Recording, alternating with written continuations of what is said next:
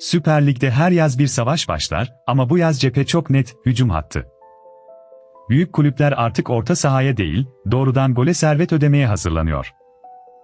Fenerbahçe elinde 20 gollük bir golcü olmasına rağmen bir santrafor ikilemiyle boğuşuyor. Beşiktaş kalede geleceğini belirleyecek kritik bir karar veriyor. Ve arka planda değişmeyen tek bir gerçek var, Süper Lig'de iyi bir golcü, artık lüks değil, çıplak bir zorunluluk. Bu videoda önce bu üç başlığı tek tek veriyle masaya yatıracağız, sonra da işi büyütüp, futbol tarihinin en ikonik sahnesine, Dünya Kupası istatistik panosuna bakacağız.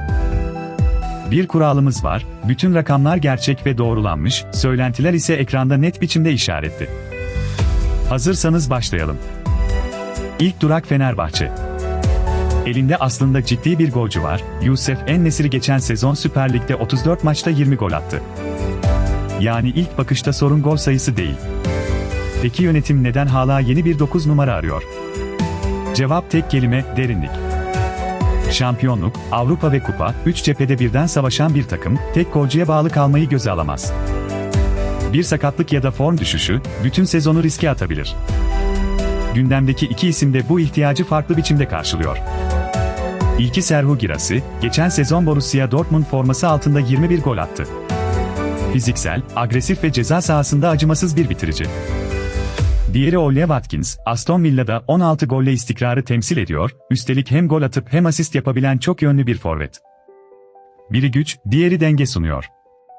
İkisi de gerçek bitiriciler ama ikisi de ciddi bir bonservis demek. Transfer tarafı şimdilik yalnızca iddia, net olan tek şey, Fenerbahçe'nin hücumunu garantiye almak istedi. İkinci durak Beşiktaş ve bu kez sahne kale. Beşiktaş'ın gündeminde birbirinden tamamen farklı iki profil var. İlki Alexander Nubel, Almanya ekolünden gelen, refleksler ve ayak oyunuyla öne çıkan tecrübeli bir kaleci. Büyük maç baskısını daha önce yaşamış, hazır bir isim. Diğeri Doğan Alemdar, genç, yerli ve uzun vadeli bir yatırım anlamına geliyor. Onda potansiyel var ama istikrar için zamana ihtiyacı olabilir. Yani bu aslında bir kaleci seçimi değil, bir felsefe seçimi, hemen sonuç veren hazır tecrübe mi, yoksa geleceğe oynayan sabırlı gelişim mi? İkisinin de sağlam bir mantığı var. Ama unutmamak gerek, kalecinin istikrarı, çoğu zaman bir takımın bütün bir sezonuna damga vurur. Tek bir penaltı kurtarışı ya da tek bir hata, şampiyonlukla ikincilik arasındaki farkı belirleyebilir. Kale, hata affetmeyen tek mevkidir. Bu yüzden Beşiktaş'ın vereceği karar, sadece bu sezonu değil, gelecek 5 yılı da şekillendirebilir. Peki neden bütün bu telaş santrafor için? Cevap geçen sezonun rakamlarında saklı. Süper Lig'de gol krallığının zirvesine bakın, Galatasaraylı Victor Osimhen 26 golle ligi domine etti. Onu Başakşehirli Piontek 21, Fenerbahçeli En-Nesyri 20 golle takip etti. Dikkat edin, ilk üçün üçü de santrafor. Ve şampiyonluk tesadüf değil, Galatasaray'ın gücü, büyük ölçüde santraforundaki bu golden geldi. Süper Lig'de artık bir gerçek netleşti, şampiyonluğu orta saha değil, ceza sahasındaki bitiricilik belirliyor. İşte bu yüzden büyük kulüpler bu yaz santrafora servet ödemeye hazır. Çünkü bir 9 numaranın attığı 10 gol, çoğu zaman yapılan 10 transferden daha değerlidir. Bir golcü, hem puan getirir hem de rakibin moralini bozar. Kısacası Süper Lig'de santrafor, artık bir bütçe kalemi değil, doğrudan bir şampiyonluk yatırımıdır. Ve bu yaz o yatırımı kim doğru yaparsa, kupaya en yakın aday o olacak. Peki golcülük ve yaratıcılık en büyük sahnede neye benziyor? İşte Dünya Kupası istatistik panosu, hepsi 2022 Katar turnuvasından, gerçek rakamlar. Önce asist krallığı, zirvede Lionel Messi var, 3 asistin yanında attığı 7 golle turnuvaya damga vurdu ve altın top ödülünü kazandı.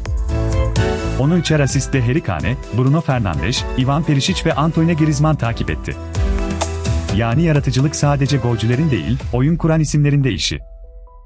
Bir de takım tablosu var, o turnuva, 172 golle 32 takımlı formatın gol rekoruna sahne oldu. En golcü takım 16 golle Fransa oldu, onu 15 golle şampiyon Arjantin, 13 golle İngiltere ve 12 golle Portekiz izledi.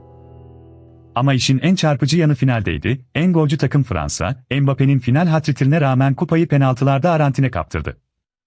Ders son derece net, gol kazandırır ama tek başına şampiyonluğu kazanmaz. Şampiyonluğu kazandıran, doğru anda atılan doğru goldür. Ve aynı ilke, bu yaz Süper Lig'in transfer savaşı için de geçerli. Toparlayalım. Fenerbahçe garantili gol arıyor, Beşiktaş kalede bir felsefe seçiyor ve bütün Süper Lig santraforun değerini yeniden keşfediyor. Tarihin bize öğrettiği ise şu, en çok golü atan değil, doğru transferi yapan kazanıyor. Bu yaz kim doğru hamleyi yapacak? Fenerbahçe Girassi mi, Watkins'i mi seçmeli? Beşiktaş tecrübeyi mi, gençliği mi? Yorumunu bekliyoruz. O analizin kısa hallerini ve daha fazlasını kanalımızdaki diğer videolarda bulabilirsiniz. Abone olmayı ve bildirimleri açmayı unutmayın. Bir sonraki analizde görüşmek üzere.